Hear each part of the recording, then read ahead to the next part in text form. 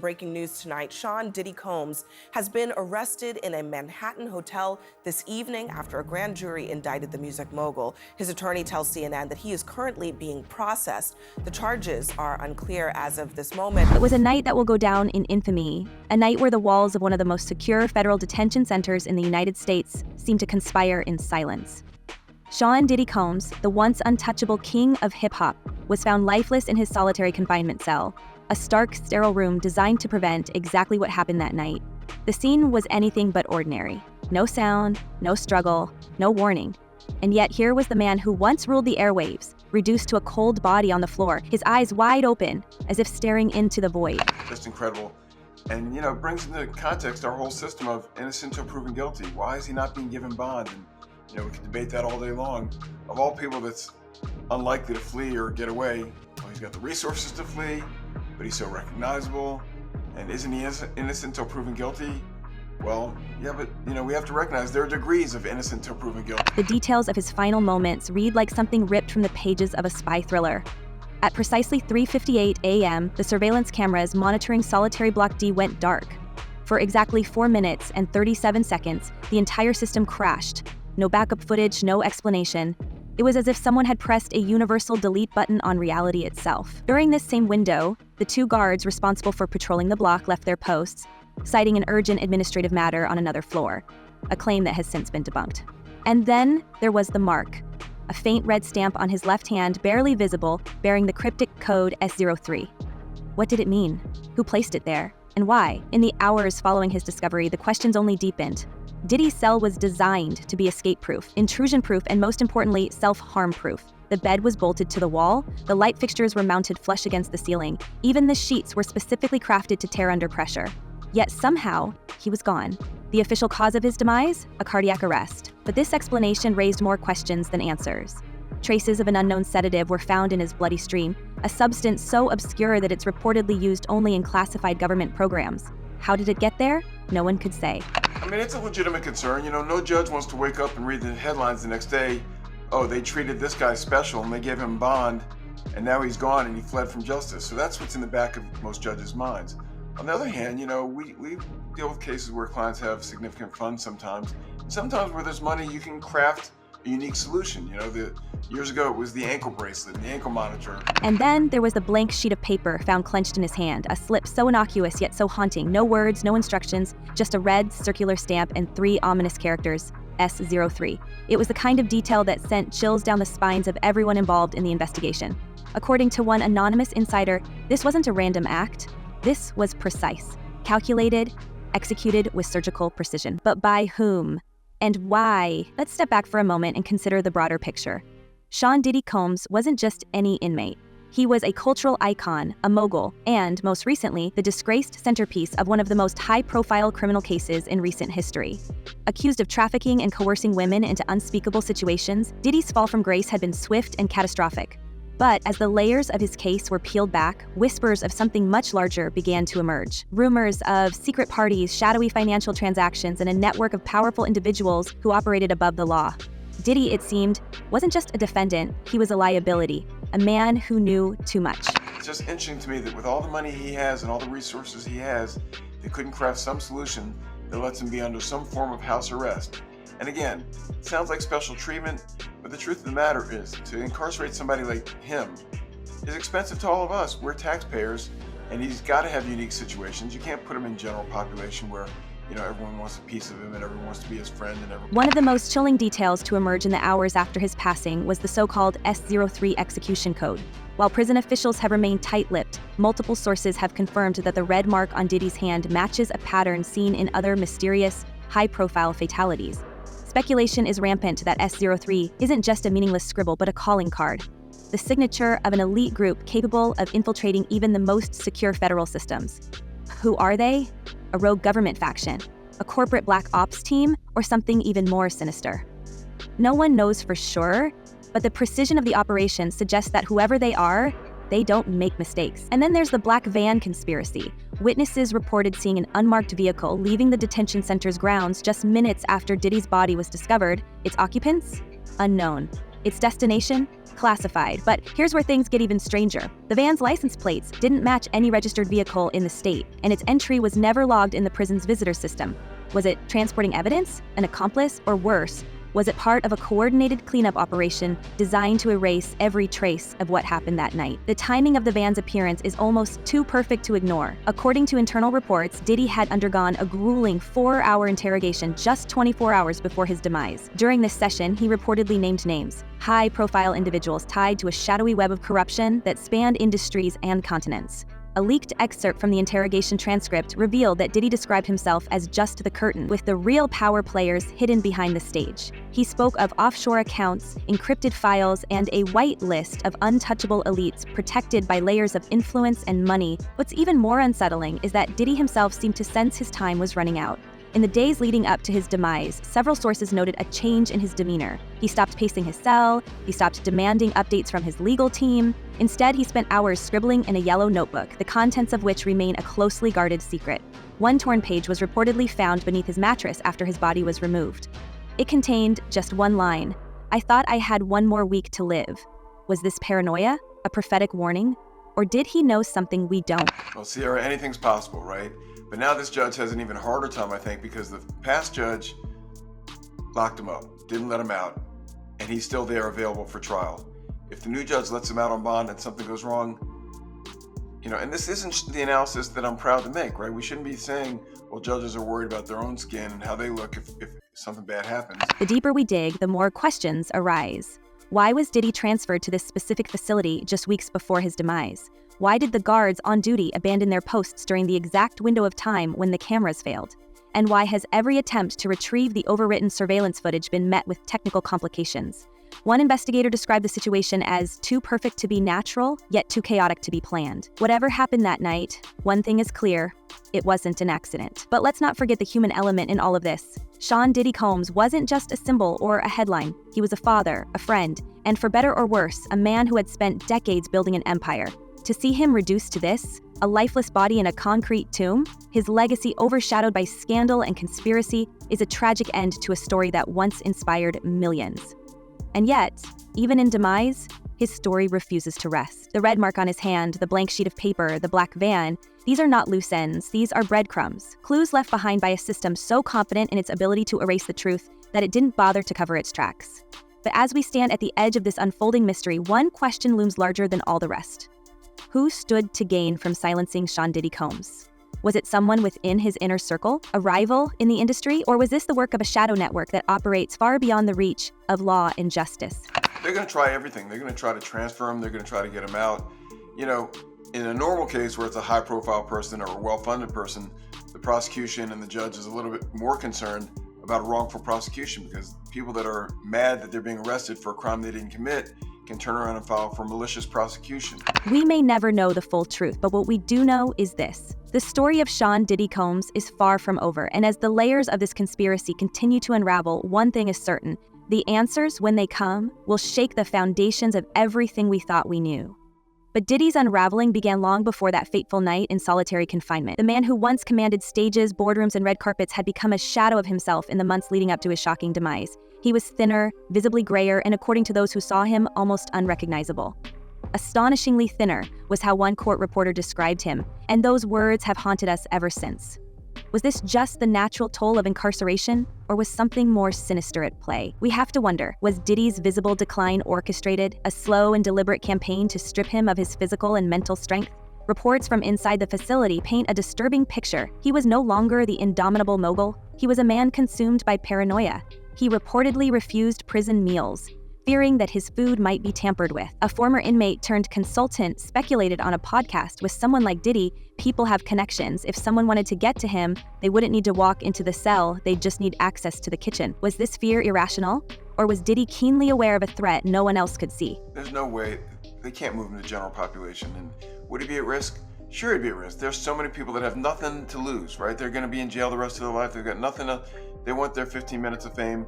They were friends with Diddy, or they hurt Diddy, or they did. I mean, there's so many, people in jail that this would be their moment. You can't put them there. Plus... And let's not forget the so-called meltdown. Just a month before his mysterious passing, sources inside the facility claimed Diddy had a breakdown after realizing he wasn't going to be released anytime soon. He'd apparently convinced himself that his legal team would secure bail, yet time and time again, the courts ruled against him. Spending the holidays behind bars seemed to push him to the brink. But was this really just the frustration of an incarcerated man? Or was it the dawning realization that his enemies were closing in and his days were numbered? Here's where things get even darker. Several insiders claim that Diddy's paranoia wasn't entirely misplaced. Reports have surfaced suggesting that his health issues, the weight loss, the graying hair, the erratic behavior, may have been symptoms of something far more calculated. Could he have been slowly exposed to harmful substances over time? A trace of an obscure sedative was found in his system after his passing, an untraceable fingerprint left behind by someone who knew exactly how to make it look like natural causes. And if Diddy realized this too late, it could explain everything: the paranoia, the refusal to eat, and the cryptic note scrawled on a torn page under his mattress. "I thought I had one more week to live." Hey, real quickly, all that commissary stuff, he's not getting any of that because people in the SHU have an abbreviated list. So he's out of luck. No stake for him.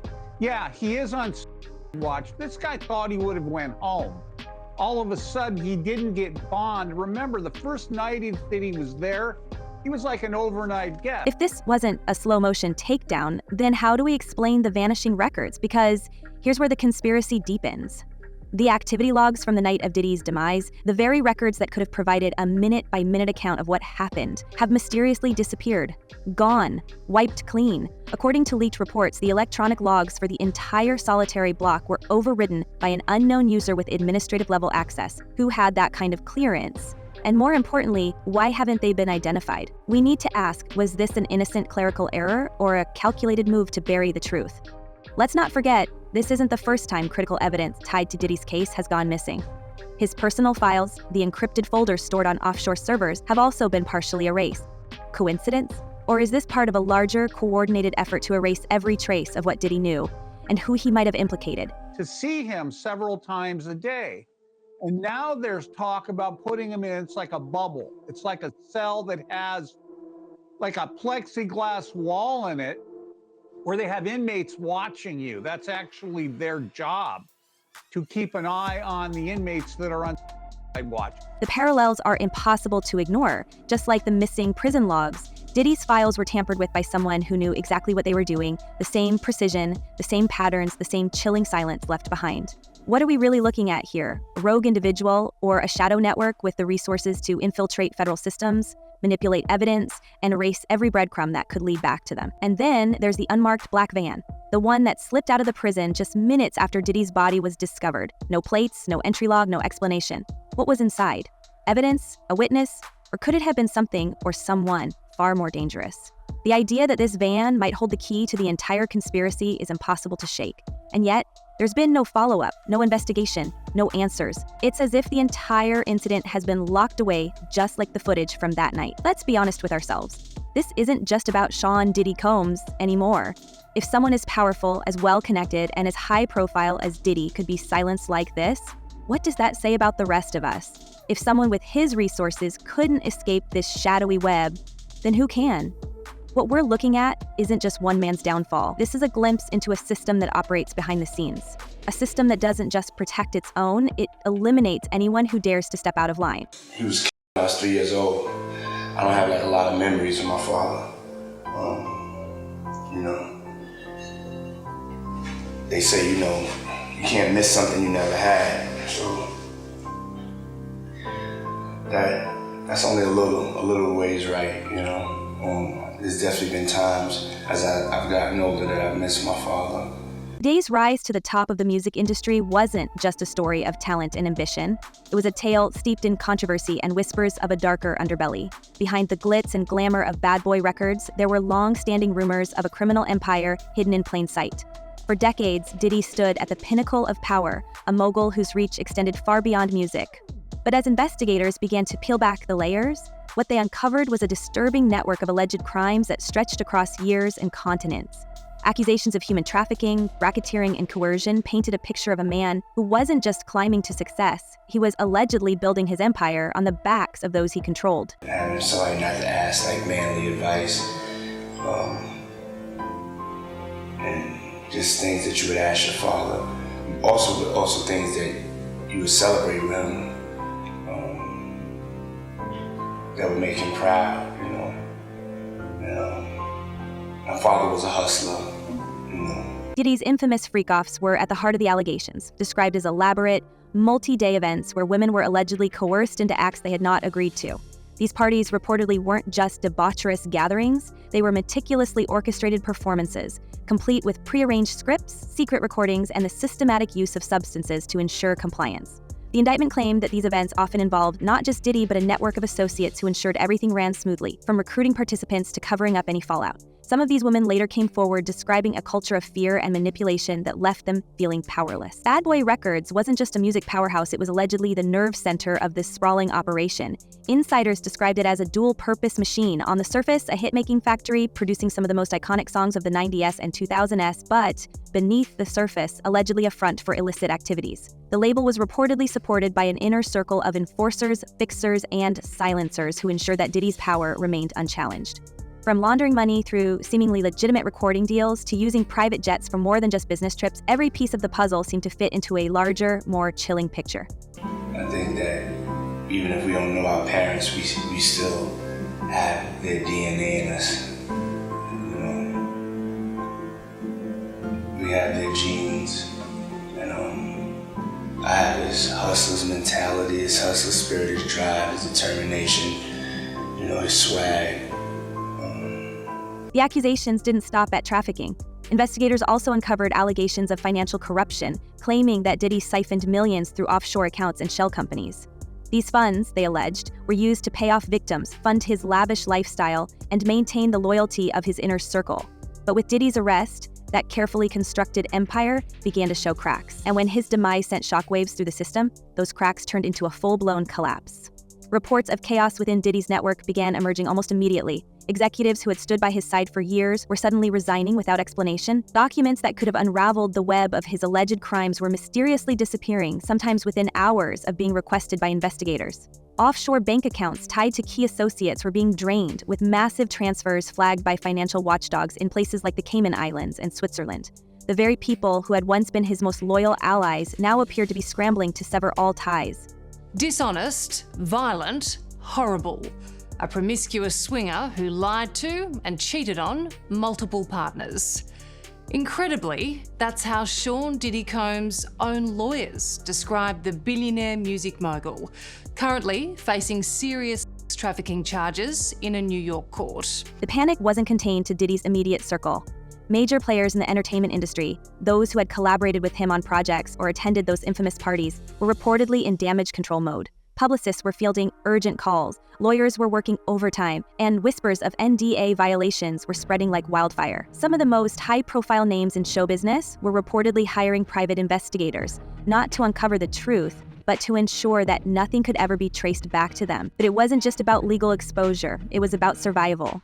Those closest to Diddy were rumored to be fearing more than subpoenas and criminal charges. They were terrified of retribution. The same shadowy forces that allegedly silenced Diddy might now be turning their attention to his enablers. After all, if loose ends were tied up with him, why wouldn't they be tied up with anyone else who knew too much? This fear was underscored by the sudden disappearances of several key figures in Diddy's orbit. A longtime bodyguard who had reportedly been privy to the inner workings of his empire vanished just weeks after the arrest. A former executive assistant fled the country, her whereabouts now unknown. Even some of the lesser-known associates, those who had worked behind the scenes to keep the machine running, were quietly slipping into obscurity, deleting social media profiles and cutting off contact with former colleagues. Well, the things that I experienced with him were monster-like. That stuff almost destroyed my life. And yet, for every person who vanished, there were others who couldn't escape the spotlight. Financial records began surfacing, implicating individuals who had once been thought untouchable. A music producer tied to Bad Boy Records was found to have received payments from one of Diddy's shell companies just days before the company dissolved. Another associate, a high-ranking event organizer, was subpoenaed after their name appeared on a private flight manifest connected to an alleged freak-off.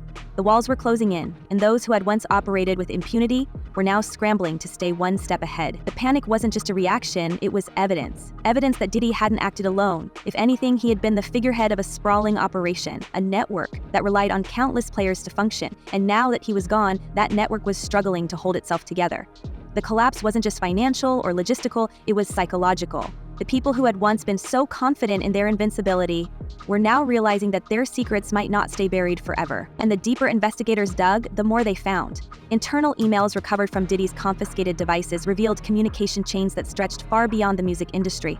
They pointed to connections with foreign investors, shady entertainment promoters, and even political donors. What had once seemed like isolated incidents were now being pieced together into a larger, more terrifying narrative, a narrative of corruption, exploitation, and power wielded without accountability. But the most chilling revelations came from the financial transactions. For every offshore account that was traced, there were 2 more hidden behind layers of anonymity. For every name that surfaced, there were others that remained just out of reach, protected by legal loopholes and international borders. It became clear that Diddy's empire wasn't just about him. It was part of something much larger, a system designed to protect its own at all costs. They were referred to me as Wild King Nights. And what a Wild King Night was when him and a guest would go to a hotel room or be at his home, his bedroom, and they would have intimate gatherings. I would have to go and prep that hotel room, which consisted of baby oil Astroglide. As the panic spread, so did the speculation. Was this collapse a sign that justice was finally catching up with those who had operated above the law for so long? Or was it something far more sinister? Could the same forces that had allegedly silenced Diddy now be working to erase the rest of the evidence, ensuring that the full truth would never come to light? The fear wasn't just confined to his inner circle. Industry insiders were reportedly warning others to distance themselves from anything remotely connected to Diddy. Contracts were being quietly terminated, collaborations were being scrubbed from websites, and even casual acquaintances were finding themselves in uncomfortable positions. The ripple effect was undeniable, and it hinted at just how far-reaching this network might have been. The ripple effect wasn't just limited to Diddy's associates or the entertainment industry. It had also reached his family. In the days following his shocking demise, reports began to surface that his children were scrambling to distance themselves from the chaos. Once fixtures of high-profile events and social media, they had gone eerily silent, with some sources claiming they were making quiet attempts to leave the country. Private jets were reportedly chartered and multiple travel permits were rushed through under the radar. It wasn't just about avoiding the media spotlight. There was a growing sense that they believed they too might be in danger. It was like, wow, for Diddy? What? You know, that was a person that I looked up to, was a mogul, and I listened to all the artists that he made superstars. And so to have a chance to be able to be signed to him, it was amazing. It was like, oh my God, I'm here. I finally did it. Behind closed doors, the Combs family was reportedly divided. Some relatives were said to be urging immediate relocation to avoid the fallout, while others were determined to stay and fight to protect the family name. A once tight-knit dynasty was now grappling with fear, mistrust, and the looming specter of being implicated in Diddy's alleged crimes. Whispers of sealed bank accounts and frozen assets only added fuel to the fire, with some fearing that investigators might begin targeting family members in their quest for answers. Perhaps most unsettling is the possibility that the family's panic isn't purely about legal concerns. The same forces that are believed to have silenced Diddy could now view his family as a liability, whether they know too much or simply represent a loose end. The chilling reality is that anyone tied to Diddy's legacy may find themselves in the crosshairs. For the Combs family, it's not just about preserving their reputation, it's about survival. Even those who had once seemed untouchable are now under scrutiny. Family trusts, investment portfolios, and charity organizations connected to Diddy are being examined with a magnifying glass as investigators try to trace the financial web he left behind. Any irregularities could be used as leverage, and the pressure on those closest to him is mounting by the day. Insiders claim that some family members have already begun working with lawyers to shield themselves from potential fallout, but others are paralyzed by the fear of what might come next. He cornered me, and then he asked me, with his arm up, he asked me, "How you doing?" I'm kind of like, wow, what the heck? Very uncomfortable. And then he rubbed his hand down my breast. He said, "If you need anything at all, you let me know." The emotional toll on the family cannot be overstated. Diddy's children, who grew up in the spotlight of his success, are now facing an entirely different kind of attention. Their social media accounts, once filled with glamorous snapshots of their lives, have either gone dormant or been wiped clean. Public appearances have been canceled, and friends close to the family have described a sense of isolation and despair. It's as if the weight of Diddy's empire and its collapse is crushing them from within. But the panic isn't limited to the immediate family. Extended relatives, some of whom had no direct involvement in Diddy's business dealings, are now reconsidering their own safety. quiet relocations to smaller cities or even abroad are reportedly underway, with many cutting ties to anyone still connected to the inner workings of his empire. The fear is palpable. If Diddy's demise was indeed a warning, then anyone carrying his name could be next. And yet, even as they retreat into the shadows, the question remains, how much did Diddy's family know? Were they simply caught in the orbit of his power, or were they aware of the darker dealings that built his empire? For now, they remain silent, but the pressures surrounding them are only growing. With investigators circling and shadowy forces potentially watching their every move, the Combs family is trapped in a battle for their future and perhaps their lives. And yet, for all the chaos, one question remained unanswered. Who was really pulling the strings? Was Diddy truly the mastermind, or was he just a pawn in a much larger game? If the people who had allegedly helped him build his empire were now scrambling to disappear, then what were they so afraid of? This isn't just the collapse of a career, it's the unraveling of a system that has operated in the shadows for far too long. But the question we need to ask ourselves is this: is this collapse a sign that justice is finally being served? Or is it proof that those in power will stop at nothing to bury the truth? Came here today just to tell the truth, so hopefully we can get down to the bottom of this. I'm 100%, the charges against me are 100% false, and hopefully due to time, we'll start to see that. And here's the most chilling part. Whoever orchestrated this didn't just silence a man, they sent a message. The red S03 mark on his hand, the erased footage, the vanished logs, none of it feels random. It feels like a warning. A warning to anyone else who might think about speaking out. A warning to anyone who might try to dig deeper. And a warning to all of us sitting here watching, wondering, what exactly are we up against? But before we go any further, we need to ask ourselves one final question. Was this all part of a meticulously planned cover-up, or is this just the beginning of something even bigger? Could there be more names on that whitelist Diddy mentioned, more secrets hidden in those encrypted files? And if so, how far would these shadowy forces go to keep that information buried forever? We may never know the full truth about what happened to Sean Diddy Combs. But one thing is certain, this story isn't over, not by a long shot. And as the pieces of this puzzle continue to surface, we have to wonder, who's next? Could the same forces that silenced Diddy come for someone else? Or are they already moving behind the scenes, erasing more evidence, silencing more voices, and reshaping the narrative before our very eyes? We are not done. This investigation is ongoing, and I encourage anyone with information about this case to come forward and to do it quickly. What do you think really happened to Diddy? Was he the victim of a calculated takedown, or is there another layer to this story that we haven't uncovered yet? Let us know your theories in the comments below, and make sure to share this video with anyone who needs to know the truth, because this is more than just a scandal. This is a warning. Stay safe, stay curious, and stay tuned. We'll see you in the next one.